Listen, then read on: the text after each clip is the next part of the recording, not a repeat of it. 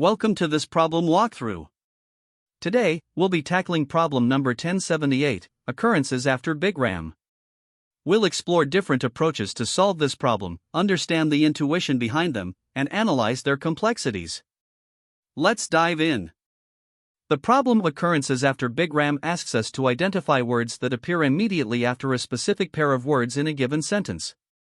We are provided with three inputs: a string text, which represents the sentence, and two strings first and second, which make up the word pair we are searching for.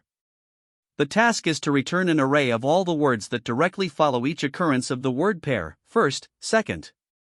For example, in the sentence Alice is a good girl, she is a good student, if first is an and second is good, we would look for all instances of a good and return the words that come immediately after it. The input text will always consist of lowercase English letters and spaces, with words separated by single spaces and no extra spaces at the beginning or end of the sentence. If no such pair exists in the sentence, the output should simply be an empty list. Now, let's look at the examples to clarify. In the first example, the input sentence is Alice is a good girl, she is a good student. The first word is at and the second word is good. The pair good appears in two places. The first occurrence is followed immediately by girl, and the second occurrence is followed by student. Therefore, the output is the list, girl, student. In the second example, the sentence is we will rock you, with first as we and second as will. Here, the pair we will appears twice, the first time followed by we, and the second time followed by rock. The result is the list, we, rock. In the third example, the input sentence is hello world, with first as hello and second as earth. Since the pair hello earth does not exist in the sentence at all, the result is an empty list. This demonstrates an important edge case: if the specified pair does not appear in the sentence, the result should simply be an empty list. The examples highlight how we identify occurrences of the pair, first, second, and determine the words that immediately follow them, if any. Finally, let's review the constraints and edge cases. The sentence text will always have a length between 1 and 1,000 characters, and the words first and second will each be between 1 and 10 characters long. The sentence will only contain lowercase English letters and spaces, with no extra spaces at the beginning or end. Key edge cases to consider include when the pair, first, second, does not exist in the sentence, when it appears only once, or when it appears multiple times. Additionally, if the pair occurs at the very end of the sentence with no word following it, this occurrence should not be included in the result. We must also handle very short sentences, such as those with fewer than 3 words, ensuring our solution works for all valid inputs. To solve this problem, we first considered the brute force approach. The main idea here is to split the input text into a list of words and then iterate through the list, checking for occurrences of the word pair, which are first and second.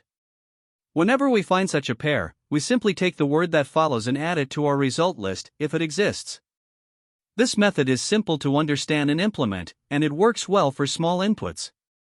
However, it involves repeatedly comparing strings at every step of iteration, which can become inefficient as the size of the input grows.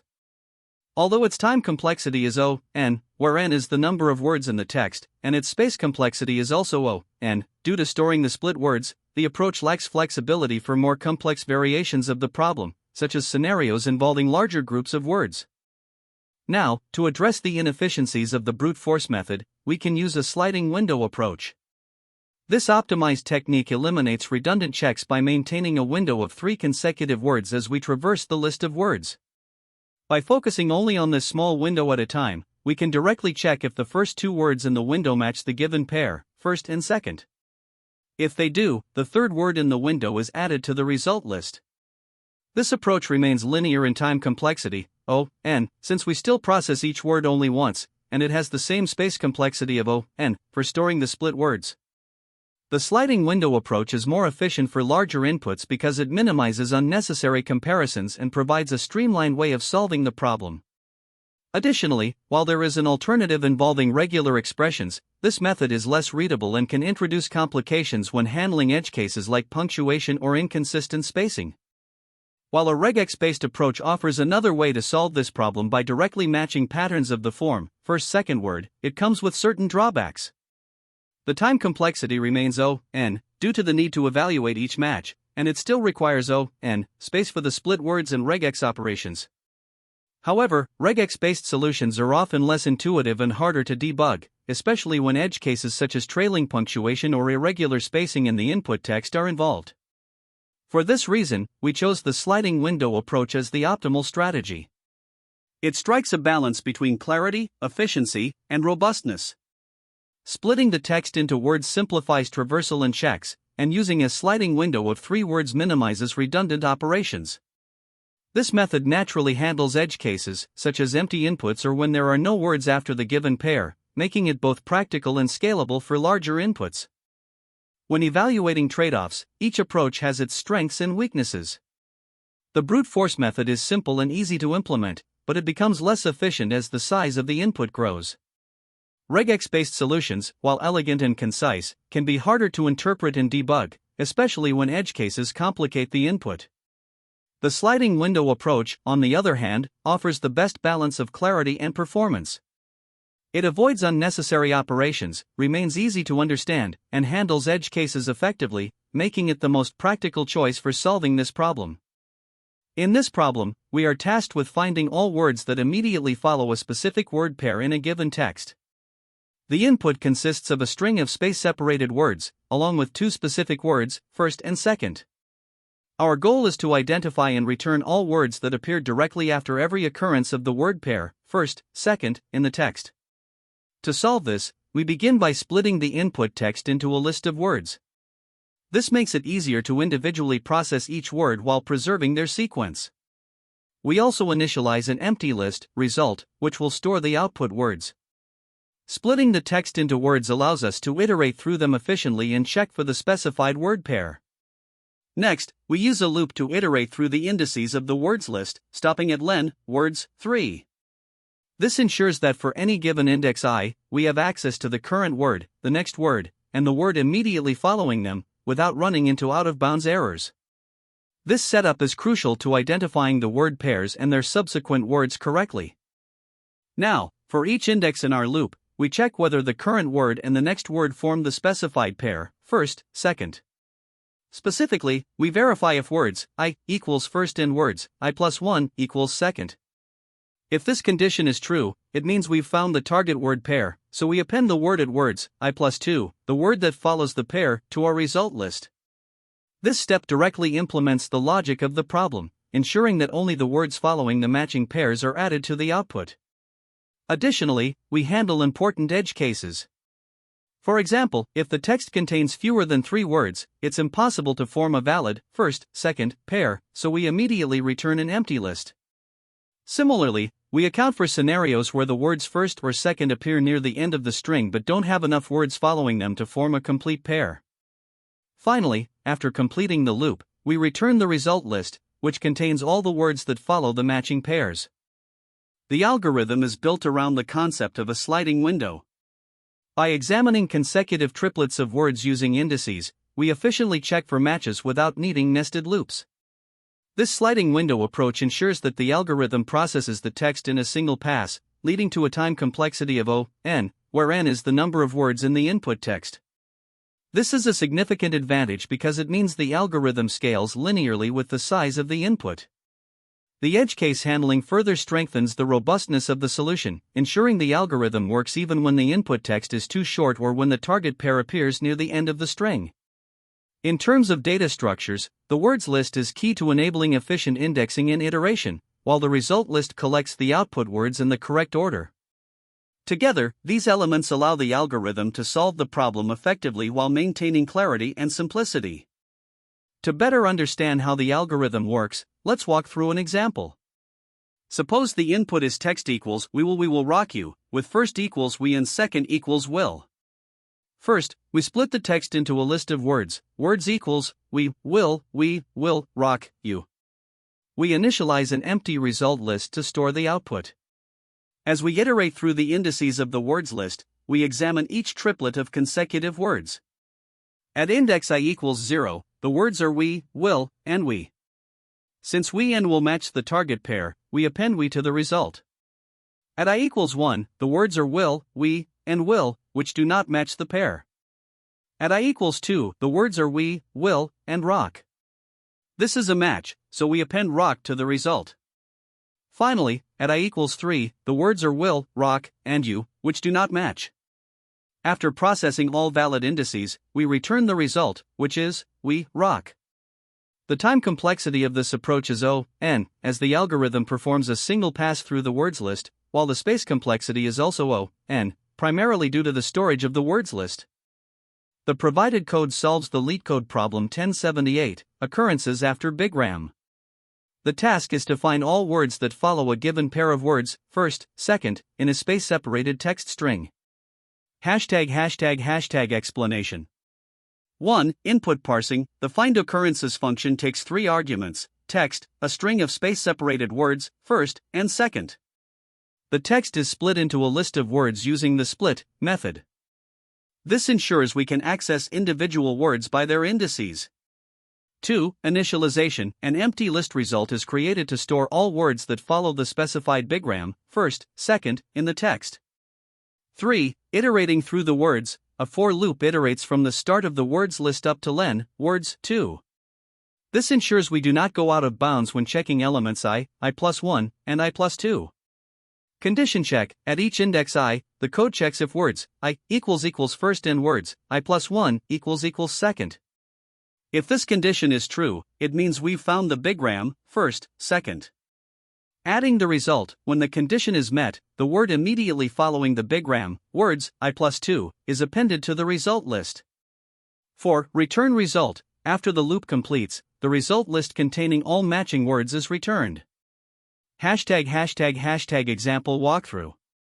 Suppose text equals we will rock you, first equals we, and second equals will. The words list becomes we will rock you. The loop checks. At index 0, words 0 equals we and words 1 equals will, true, so words 2 equals we is added to result. At index 1, words 1 equals we, false. At index 2, words 2 equals we and words 3 equals will, true, so words for equals rock is added to result. Indices beyond 3 are skipped to avoid out-of-bounds access. The final result is we rock. ### complexity. Time complexity. Splitting the text into words takes O(n), where n is the number of characters in text. The loop runs for len, words, 2 iterations, which is O(k), where k is the number of words. Overall time complexity is O(n). Space complexity. The words list and the result list both require O(k) space. This implementation is efficient and handles edge cases such as empty text, no matches, or short input strings automatically. This is the Java implementation for LeetCode problem number 1078, occurrences after Bigram. The logic mirrors the given Python implementation. Key differences include the use of Java-specific constructs like arrays, ArrayList for dynamic storage, and explicit type declarations. The solution splits the input text into words, iterates through the array to find sequences matching the given first and second words, and collects the third word in the sequence. The result is then converted from a list to an array for the final output. To solve the problem, we start by breaking the input text into a list of words using the split method. This gives us an array of words to work with. Alongside this, we initialize an empty list called result to store the words that come immediately after the bigram matches. Now, we begin iterating over the words array using a loop that stops 2 indices before the end, ensuring we don't go out of bounds while checking pairs of words. In the first iteration, we compare words 0 and words 1 with first and second. Since both match, we add words 2, which is the word immediately following this bigram, to the result list. At this point, result contains a single word, we. In the next iteration, we move to index 1 and check words 1 and words 2. Here, the pair does not match the first and second values, so we move on without making any changes to the result. At index 2, we again find that words 2 and words 3 match the bigram. As a result, we add words 4, which is rock, to the result list. Finally, in the fourth iteration at index 3, the pair words 3 and words 4 does not match, so we skip it. The loop concludes, and the final result contains 2 words, we and rock.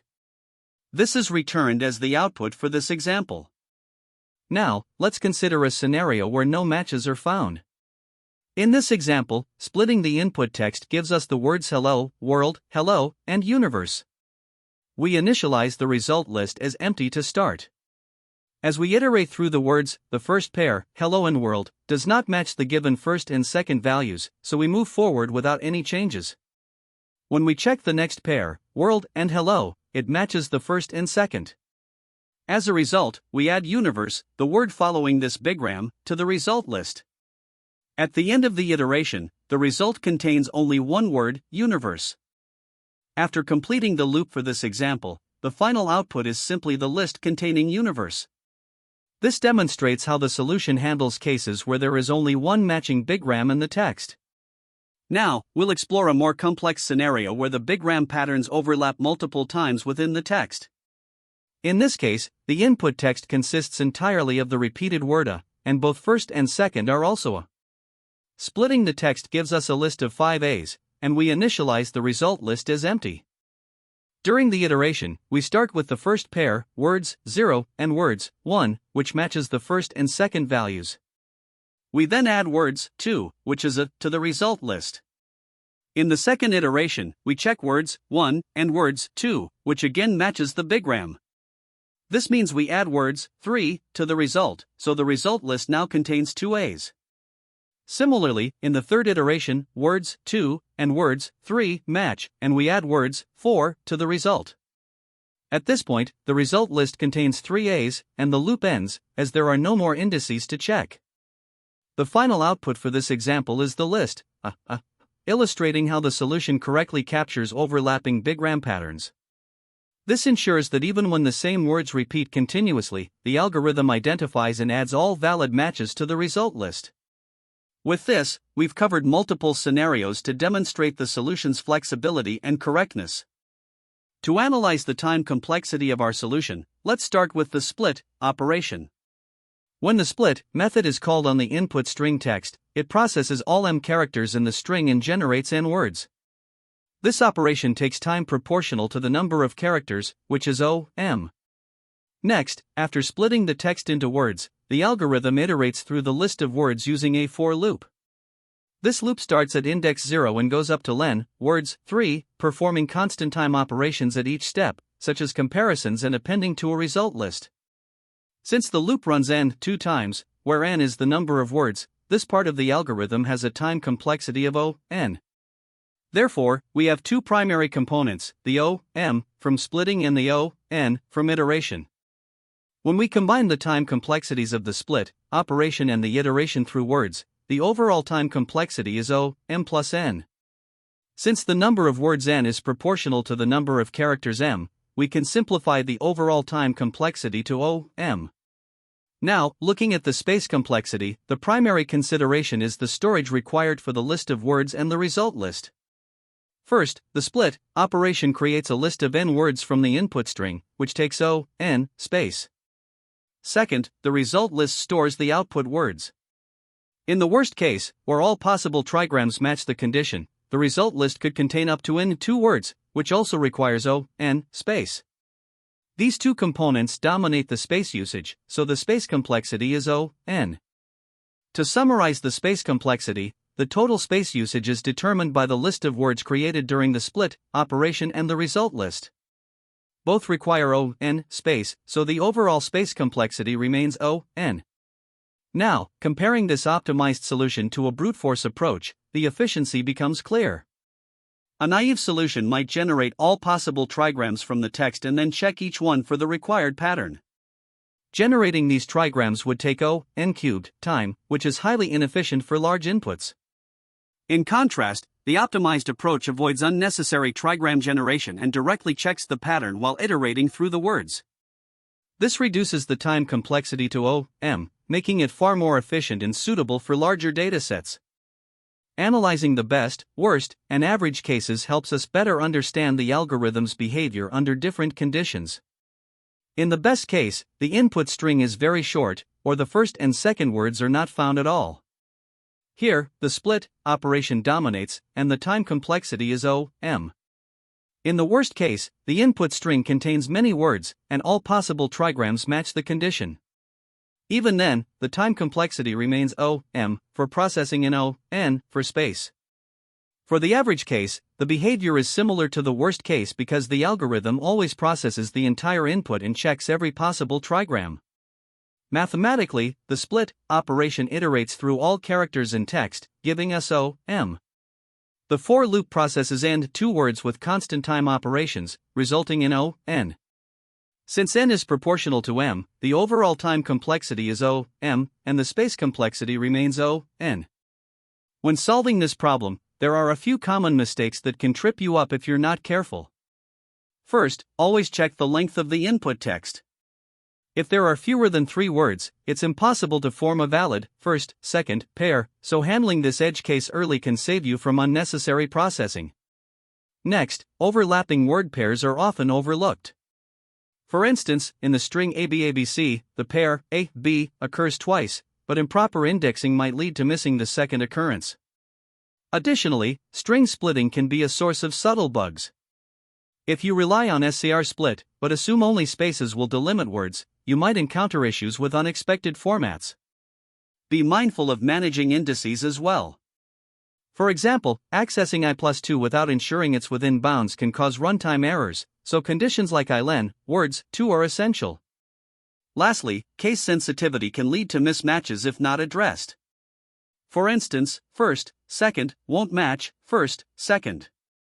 Normalizing inputs by converting everything to lowercase is a good way to avoid this issue unless the problem specifies otherwise. Now, let's talk about some key insights for interviews.